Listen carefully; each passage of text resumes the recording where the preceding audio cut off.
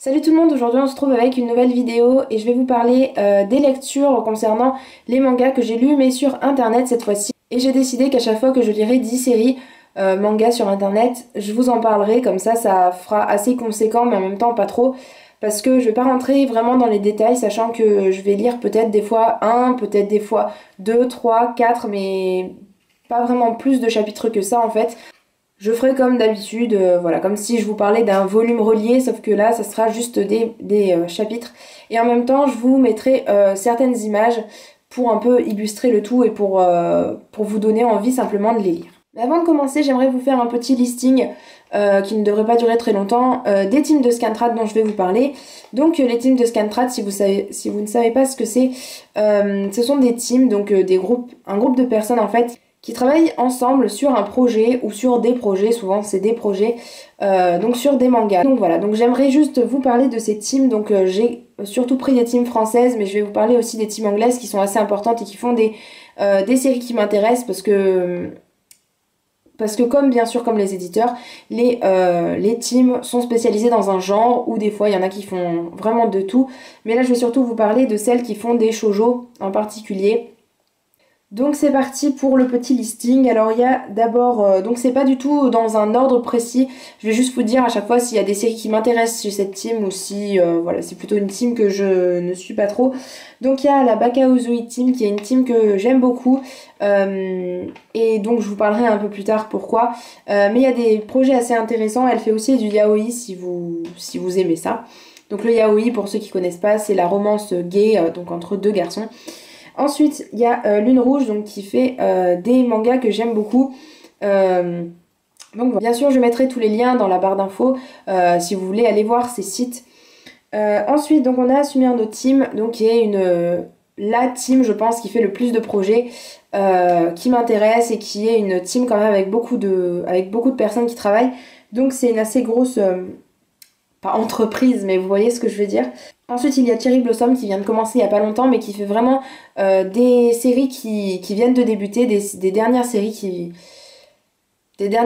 sont en cours au Japon, et donc on peut vraiment avoir des séries qui sont très récentes. Ensuite, on a Kokoro no Manga qui est un site qui date de vraiment très longtemps, il doit avoir au moins 5 ans.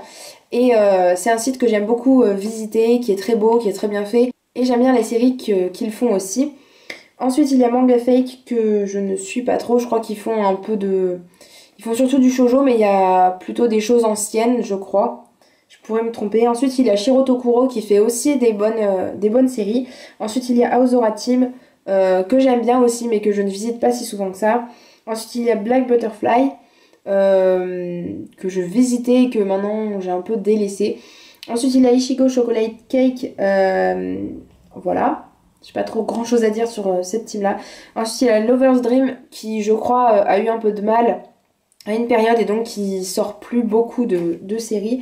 Il y a Lovely Lesson qui vient de redémarrer. En fait, c'était une ancienne team qui a fermé ses portes et qui, pendant un laps de temps, 2-3 ans, qui n'a rien fait. Et donc, il y a certaines personnes de cette team qui ont voulu la reprendre, donc reprendre d'anciens projets de cette team. Et donc maintenant, elle s'appelle Lovely Lesson. Ensuite, il y a Michi Yujo et Manga Skyline qui font un peu de tout. Et la dernière team que j'ai gardée pour la fin, parce que c'est une team dont je fais partie et dont je suis la fondatrice, c'est l'univers des mangas shoujo, que je vous invite à aller voir, bien sûr, je fais un peu ma promotion, si ça vous intéresse. Donc c'est des mangas aussi qui sortent, enfin j'essaye de prendre des mangas qui sont nouveaux, qui sont récents, et des mangas surtout qui m'intéressent, bien sûr, parce que je vais pas travailler sur des choses qui m'intéressent pas. Donc je vais vous en présenter quelques-uns d'ailleurs dans cette sélection que j'ai lue en fait, de mangas que j'ai lus. Pour les teams anglaises, les teams que je regarde le plus souvent, il y a Chibi Manga, donc qui est vraiment la grosse team de référence. Ils sortent à peu près un manga, enfin un chapitre par jour, donc c'est vraiment une grosse entreprise entre guillemets, une grosse team. Et ensuite, la deuxième team dont je voudrais vous parler, c'est Paper Dolls Project, qui est une team un peu plus petite, mais qui fait quand même beaucoup de séries qui m'intéressent, des nouvelles séries qui viennent de sortir. Et la dernière team dont je voudrais vous parler, c'est pas vraiment une team, je sais pas trop comment la classer, ça s'appelle RAF Manga, et en fait, c'est un site En fait, ça sert peut-être un peu à rien que je vous dise ça parce que maintenant, vous pourrez plus lire les scans sur cette plateforme. En fait, c'était une fille qui mettait en ligne des scans et les gens pouvaient ensuite venir et traduire sur ces scans. Et au lieu de faire comme une team de scantrad, passer par différentes personnes, en fait, il y a juste la personne qui va traduire. Donc les gens qui sont inscrits peuvent accéder au scan, mais les gens qui veulent s'inscrire, enfin, il n'y a plus d'inscription. Donc maintenant, c'est fermé et si vous n'êtes pas inscrit, ben, vous ne pourrez pas aller voir ces scans. Mais moi, vu que je peux encore les lire, je vous en parlerai. Mais si ça vous intéresse, je pense qu'on pourra aussi peut-être les trouver un jour chez les teams anglaises ou des fois chez les teams françaises. Donc je vais commencer maintenant avec les scans à proprement parler, les chapitres que j'ai lus durant ce mois-ci, enfin voilà. À chaque fois que je ferai ce genre de vidéo, je vous parlerai uniquement de 10 séries pour pas que ça dure non plus 10 ans. Donc on commence tout de suite avec le dernier manga que j'ai lu et que j'ai beaucoup apprécié, qui a l'air très prometteur, qui s'appelle Boku ni Hana no Mélancolie de Miko Komori. Donc c'est une mangaka, déjà j'étais très attirée par ses dessins. Il y a déjà les 3 premiers chapitres qui sont sortis au Japon et j'ai lu les 2 premiers. Donc en fait c'est l'histoire d'une jeune fille qui s'appelle Anna et d'un garçon qui s'appelle Yuzure. Et en fait ces 2 personnes on les rencontre quand ils sont enfants, donc ils ont une petite dizaine d'années. Les années ont passé, elle arrive au lycée et en fait elle a plus ou moins oublié, comment dire. Elle a pas vraiment oublié Yuzure mais voilà, elle sait ça a été son premier amour, donc elle pense un peu toujours à lui. Et en fait, elle va le rencontrer par hasard. Et en fait, il est en train de se battre avec des gens. Et elle le reconnaît tout de suite, même si en fait, dans son intérieur, elle sait que c'est lui. Mais en fait, il a tellement changé qu'elle n'est pas sûre que ce soit lui. Et lui, il fait comme s'il ne la reconnaissait pas. C'est un garçon qui a complètement changé. Voilà, il se bat avec les gens. Il couche avec les filles, mais il n'a pas vraiment de lien avec elles. Enfin, voilà. Il a vraiment changé, on va dire, elle pensait pas qu'il deviendrait comme ça. Et elle essaye de lui faire comprendre que c'est elle, que c'est Anna, et qu'elle est toujours là, tout ça. Et ce garçon va être transféré dans son lycée, et donc ça va forcément les rapprocher. Voilà où j'en suis à peu près dans l'histoire. Il y a un aspect dramatique, comme je le disais, assez important, qui change un peu des romances légères, que j'ai beaucoup apprécié. Les dessins sont super, j'adore vraiment ce style de dessin. Et en plus, ce que j'aime beaucoup, c'est qu'il y a un aspect assez poétique, assez magique, on va dire, avec l'histoire de la coccinelle qu'on retrouve assez souvent. Donc la coccinelle qui est censée apporter de la chance. Et donc cet aspect poétique m'a aussi beaucoup plu. Et donc j'ai hâte de savoir la suite. Donc cette série est disponible sur RAF Manga. Ensuite, j'ai lu un petit one-shot, Hatsukoi Rhapsody de Aoyama Haruno. Ça raconte l'histoire de 2 personnages qui se connaissent, qui se sont rencontrés quand ils étaient au collège, quelque chose comme ça. Et en fait, le garçon a disparu tout d'un coup. Et la fille se retrouve toute seule. Et en fait, il y avait vraiment un lien qui les unissait. Et elle comprend pas pourquoi il a disparu d'un coup comme ça. Et après, ils vont se retrouver. Enfin, je suis pas vraiment sûre pour cette histoire. Parce que ça fait longtemps que je l'ai lu et puis j'ai pas re-regardé de quoi ça parlait. Mais après ils vont se revoir et je vous laisse deviner la fin de l'histoire. Mais c'était vraiment mignon, c'était vraiment...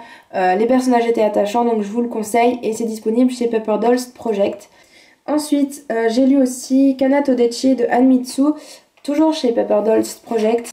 Qui a 2-3 volumes au Japon. Et en fait donc ça raconte l'histoire d'un garçon qui est l'apprenti du père de Kana. Donc ce garçon est apprenti charpentier et en fait voilà, lui le bois c'est toute sa vie. Il va flirter un peu avec Kana et il va vouloir un peu qu'elle tombe amoureuse de lui. Sauf que son père est contre vu que le travail c'est le travail et il peut pas flirter en même temps avec Kana, donc ça va être un peu compliqué. J'ai lu les 3-4 premiers chapitres et pour le moment il n'y a pas vraiment grand chose du point de vue romance. On va dire que les personnages on voit qu'ils sont un peu attirés, qu'ils essayent un peu de flirter l'un avec l'autre. Ce que j'aime bien c'est l'originalité de l'histoire, on voit pas souvent des personnages qui sont dans le monde du travail, on voit surtout des personnages qui sont au lycée. On va dire à 99% c'est des gens qui sont au lycée quand même. Mais voilà, pour une fois on trouve un garçon qui travaille, en plus un travail qui n'est... Je veux dire, moi j'ai jamais vu de manga qui parlait de charpenterie, enfin de charpentier, je sais pas si ça se dit. J'ai jamais vu de manga qui parlait de charpentier.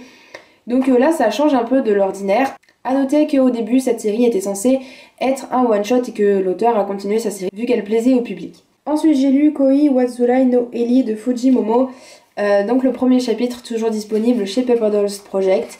Ça, c'est vraiment quelque chose de plus commun, de plus banal, on va dire, chez les shoujo. Donc c'est une jeune fille qui a un compte Twitter et qui tweet des histoires sur un faux petit ami, en fait. Et elle invente un peu une histoire. Donc par exemple, elle va tweeter ah oui, il se rapproche de moi, ses lèvres effleurent les miennes, enfin des choses comme ça.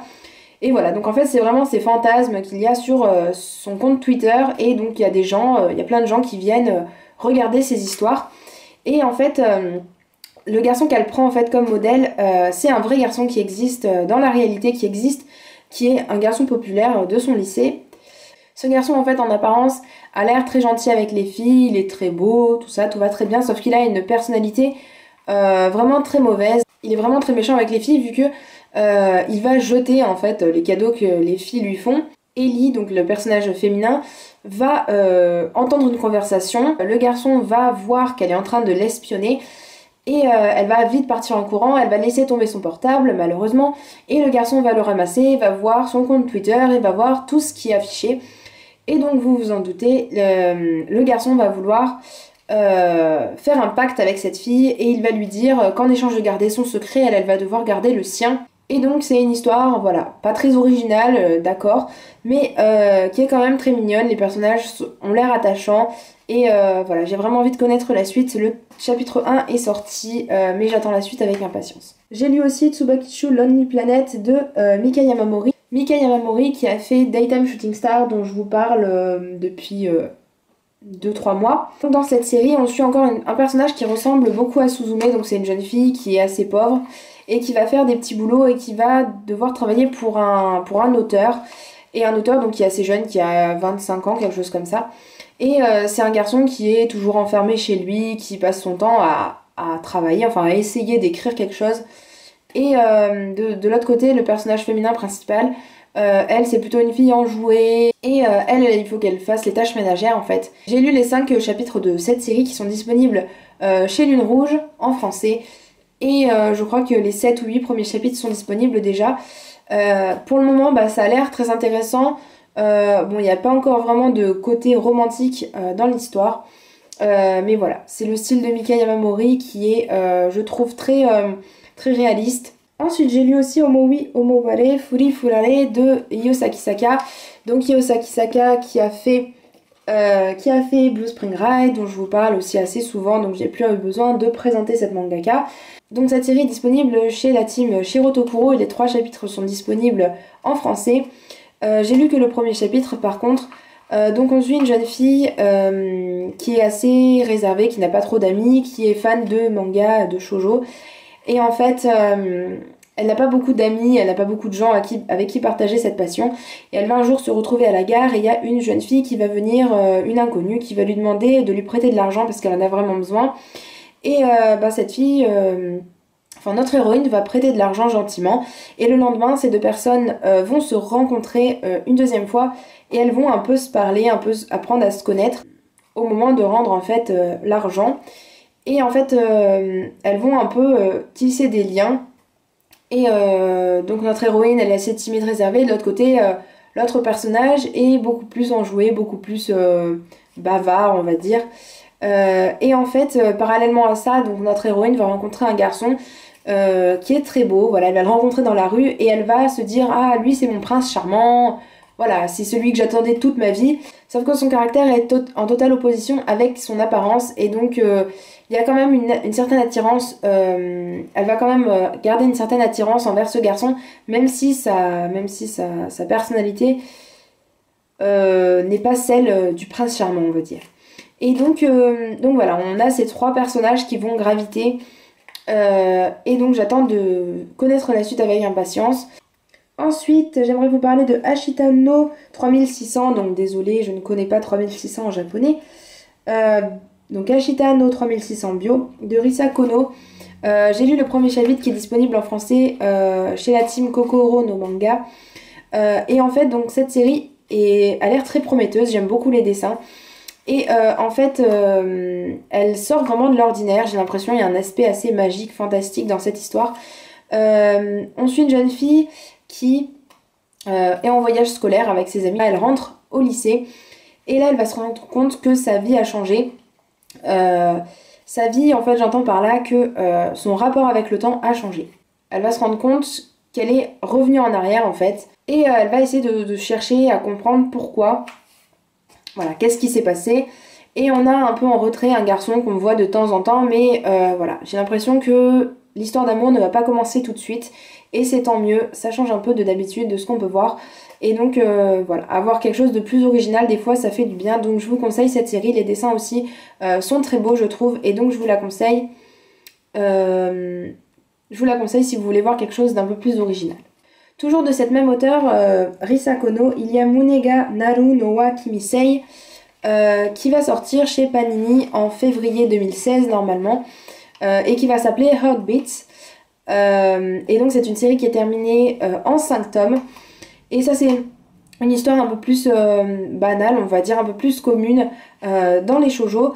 Donc c'est une jeune fille qui est déléguée de classe et qui va devoir s'occuper d'un garçon qui est pas délinquant, mais on va dire pour le remettre un peu dans le droit chemin. Et en fait, ben, ils vont devoir se côtoyer, ils vont devoir parler, tout ça. Et la fille va commencer à avoir des sentiments pour le garçon. Et donc dans cette histoire, j'ai lu à peu près les 2 premiers volumes. Et en fait, elle va tomber amoureuse assez rapidement de lui et elle va se déclarer assez rapidement aussi. Voilà, quand je dis rapidement, c'est 2-3 chapitres.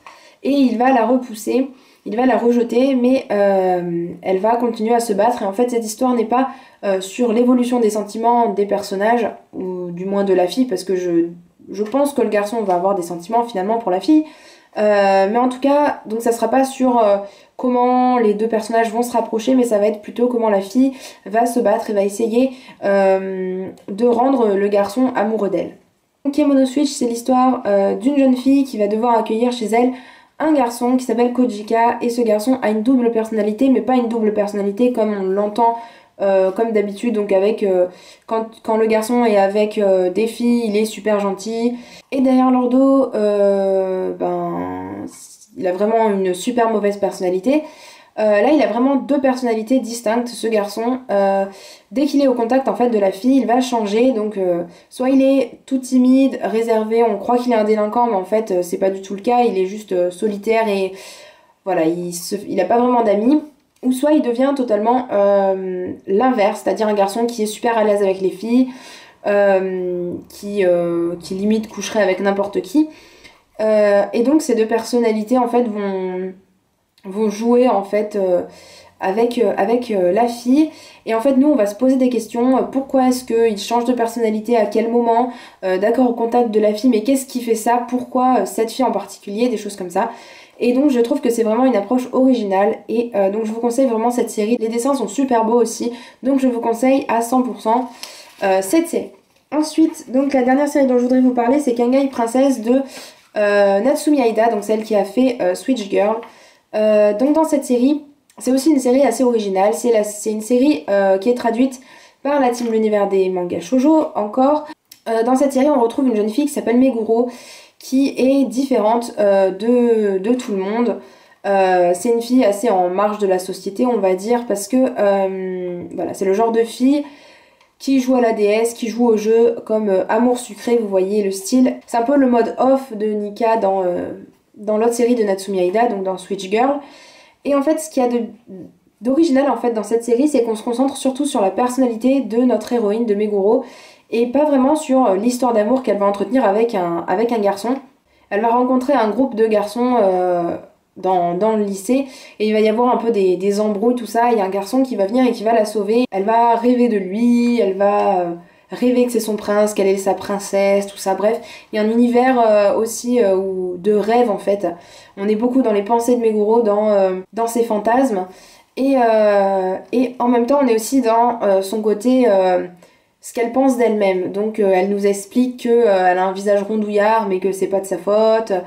Voilà, il y a toujours un aspect aussi assez comique, un aspect un peu d'autodérision. Donc chaque chapitre, j'ai l'impression, n'est pas vraiment connecté à celui d'avant, parce que on repart d'une autre idée en fait, on repart d'un problème qu'a Meguro. Donc par exemple, elle a des rougeurs et elle se sent différente en fait, et après on va un peu rentrer plus ou moins dans l'histoire et à chaque chapitre c'est un peu comme ça. D'un côté c'est original et d'un autre côté c'est un peu ennuyeux que les chapitres ne se suivent pas et que voilà, la trame de l'histoire j'ai l'impression ne se suit pas vraiment, je sais pas comment expliquer. On est plus concentré dans le personnage de Meguro que dans son histoire d'amour avec ce garçon qui est censé être voilà, son prince, l'ultime prince et voilà, son fantasme en fait. Donc je vous conseille cette série si vous aimez les choses qui ont une approche différente des autres shoujo d'habitude. Donc voilà, c'est tout pour ma vidéo, j'espère qu'elle vous aura plu. Dites-moi en commentaire s'il y a un de ces mangas qui vous intéresse, si vous l'avez lu. Dites-moi ce que vous en avez pensé dans ce cas-là. Dites-moi si voilà, ce type de vidéo vous plaît et je vous retrouve dans une prochaine vidéo. Ciao ciao!